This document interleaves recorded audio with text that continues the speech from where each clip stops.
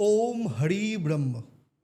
আমার প্রিয় সত্য সন্ধানী বন্ধুগণ, আজ আমি আপনাদের একটা প্রশ্ন করতে চাই। এমন এক প্রশ্ন যা হাজার হাজার বছর ধরে মানুষের মনে আছে। প্রশ্নটা হলো, ভগবদ গীতা কোথায় বলা হয়েছিল? মন্দিরে, আশ্রমে, ধ্যানঘরে? না, গীতা বলা হয়েছিল যুদ্ধক্ষেত্রে। এই প্রশ্নটা কখনো ভেবেছেন যে ঈশ্বরের সবথেকে গভীর আধ্যাত্মিক জ্ঞান কেন যুদ্ধক্ষেত্রে বলা হলো?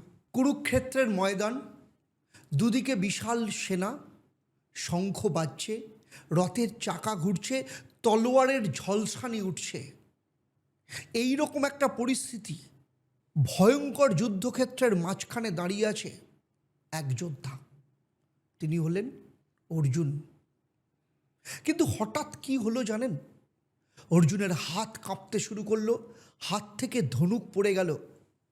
অর্জুন দেখলেন যাদের বিরুদ্ধে যুদ্ধ করতে হবে তারা শত্রু নয়, তারা তার গুরু, তার আত্মীয়, তার বন্ধু।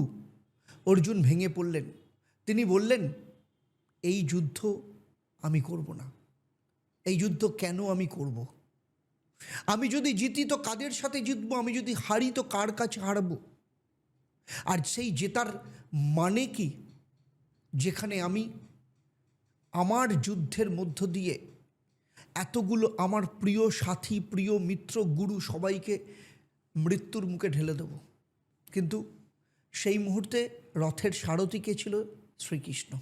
তখন শ্রীকৃষ্ণ অর্জুনকে কি বললেন?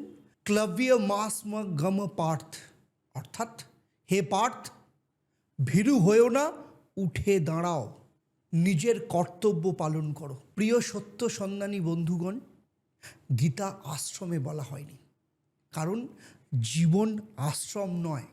জীবন হলো একটি যুদ্ধক্ষেত্র। আমরা প্রতিদিন যুদ্ধ করি ভয়ের সাথে, লোভের সাথে, অহংকারের সাথে। এই জন্যই গীতা যুদ্ধক্ষেত্রে বলা হয়েছিল, কারণ আধ্যাত্মিক জ্ঞান বাস্তব জীবনের জন্য। যদি ভগবদ গীতা পাহাড়ের গুহায় বলা হতো তাহলে মানুষ ভাবতো এটা তো শুধু সন্ন্যাসীদের জন্য। কিন্তু গীতা বলা হলো যুদ্ধক্ষেত্রে, যাতে মানুষ বুঝতে পারে ধর্ম মানে পালিয়ে যাওয়া নয়, ধর্ম মানে সাহসের সাথে জীবনের যুদ্ধ করা। আর কৃষ্ণ অর্জুনকে কি বললে? কর্মণ্যেবাধিকারস্থে মা ফলেষু কদাচন, মানে তোমার অধিকার কর্মে, ফলে নয়। এই একটা শিক্ষা যা মানুষের জীবনকে কিন্তু বদলে দিতে পারে। তাই আমার সত্য সন্ধানী ভাই বোনেরা, আপনাদের প্রত্যেককে বলছি, গীতা যুদ্ধক্ষেত্রে বলা হয়েছিল কারণ জীবনই এক যুদ্ধক্ষেত্র। আর এই যুদ্ধে জিততে হলে মানুষের দরকার সাহস, জ্ঞান, ধর্ম। যেদিন মানুষ নিজের জীবনের যুদ্ধক্ষেত্রে ভগবদ গীতাকে প্রয়োগ করবে, সেদিন মানুষ বুঝবে গীতা শুধু একটা বই নয়, গীতা হলো জীবনের পথ নির্দেশ। তাই শেষে বলবো, যদা যদা হি ধর্মস্য গ্লানি ভবতি ভারত। তাই জীবনের যুদ্ধে গীতাকে প্রয়োগ করা দরকার।